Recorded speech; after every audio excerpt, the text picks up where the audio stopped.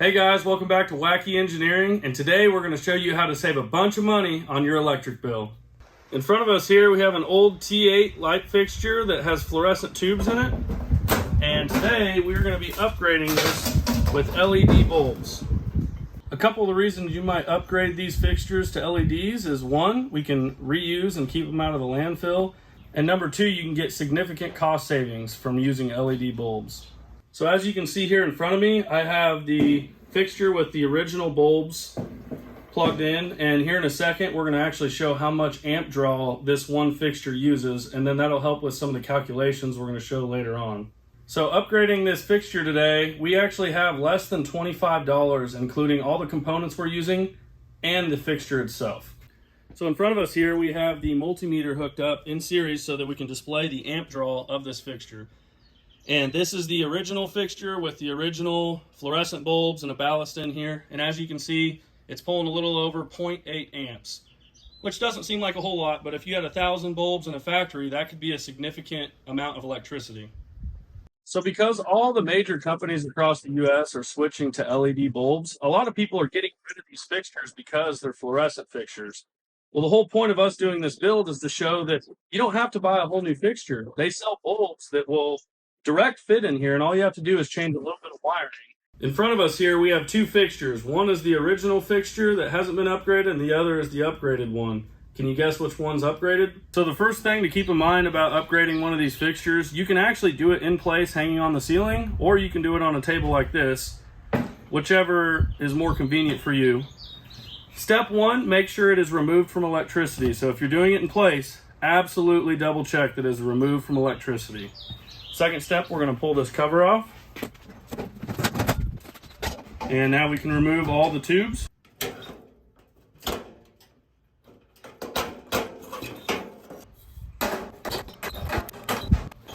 Next, we're going to remove this ballast cover here and expose all the wiring. There we go. So this might look a little confusing at first, but don't worry, it's going to actually be very simple by the time we're done with it. So just follow these steps and the wiring will be a breeze. First step we're going to do is we're going to unscrew all these wire nuts, and we're going to reuse a couple of these. Good. Okay, the next step, we're just going to cut real close to the end here, conserve on our wire, but we'll just cut those instead of untwisting them. And you can throw all these pieces away.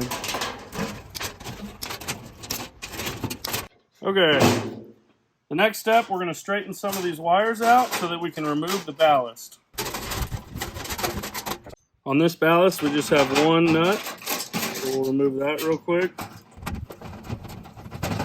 And on the other end, it just pulls out. So now we're going to pop these tombstone holders out. Pry up on that a little bit, and then stick your other one in here and just give it a good twist. It'll pull forward, and then do the same thing on the other side.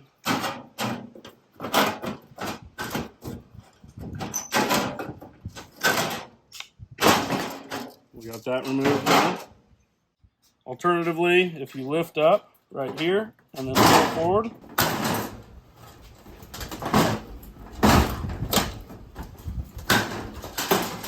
it's a little easier with the screwdrivers, but you can do it by hand. The next step, we're going to remove all these tombstones. So you can purchase new tombstones for pretty cheap. I think a 100 pack was $30. We're going to try and reuse them. So the trick here is you twist the wire back and forth and then apply steady pressure away from it.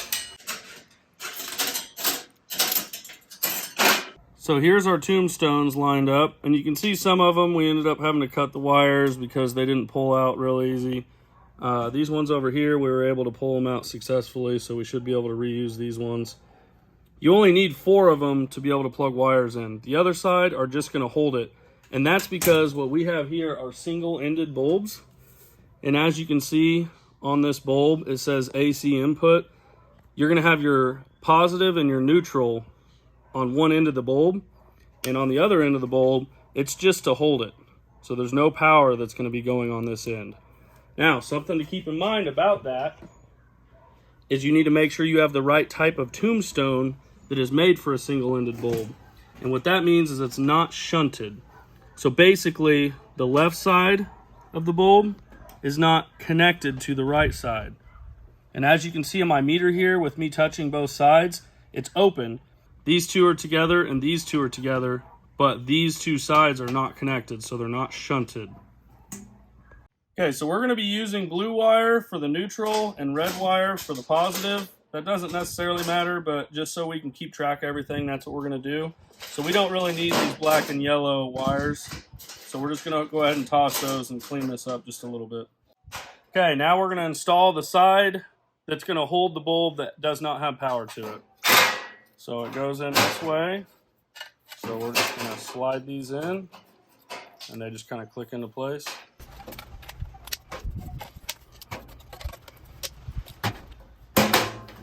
And just push that in until you hear it click.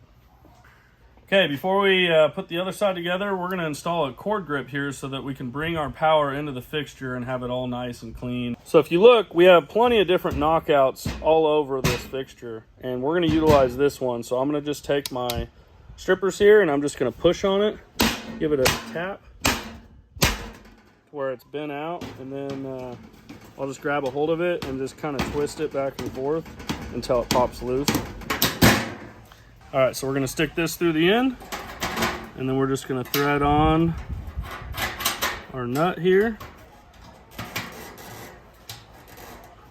And the way I like to do it is stick a flathead right on one of the ridges of the nut and hammer it a couple times, and that'll get it nice and tight. Okay, so the first step is we're gonna take one of our long red pieces and blue pieces and we're gonna set them to the side. And then we are gonna cut our jumpers that are going to jumper from each one of these tombstones to supply power and the neutral. So if you're not sure what length to cut the jumpers, you can go ahead and stick these tombstones in now. And you can measure the distance. So we just kind of eyeball what it's going to be like. So our jumpers need to be about that long.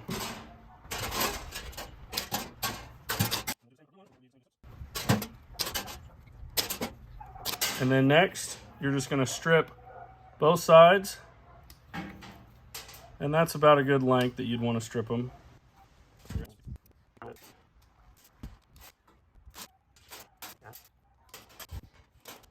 So as you can see on this bulb, it just says AC input. So you can either have your neutral there or your neutral there. It doesn't matter. So what we're gonna do is, just while we're looking at these tombstones, we'll just choose that the right side is going to be our red wire, which we'll say is our power, and you just shove it in and give it a tug test to make sure it stays. And then our blue one, we're going to put on the left side. Once again, just push in and pull and make sure that it's captured and that it's in there.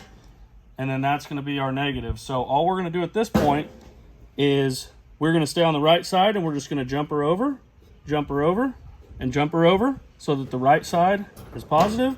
And with the blue wires on the left side, we're just gonna jumper, and jumper. So we'll do that real quick.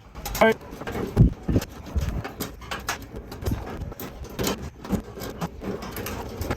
Okay, and that's it for the tombstone wiring. All right, so we're gonna thread our power cord through. You might have Romex or something else if you're not plugging it in, but we're going to thread it through long enough to where we can get our ground wire on this stud. And then we're going to come over here and we're going to go ahead and tighten this down.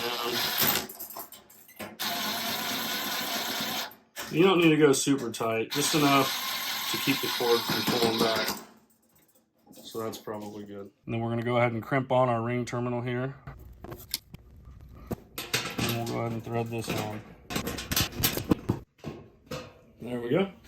Okay, now we're going to flip this around and make sure you don't pinch any wires up against here.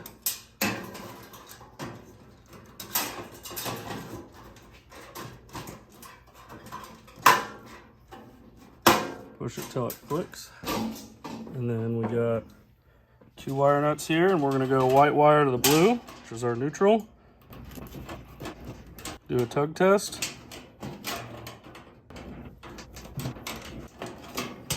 Okay, our wiring's done. Now all we have left to do is put on a cover for the wiring and then put the bulbs in. And make sure you get the AC in on the end that you wired up to power.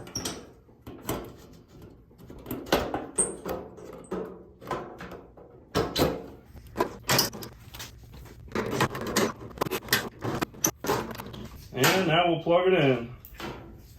Voila, let there be light, as it said. So once again, we have the meter wired up to check amp draw, and this is our fixture with our 4 LED bulbs wired up in it. And as you can see, it's at 0.6 amps. This is about 25% less than when we had the fixture with a ballast and the fluorescent tubes in it. We'll put our diffuser over here.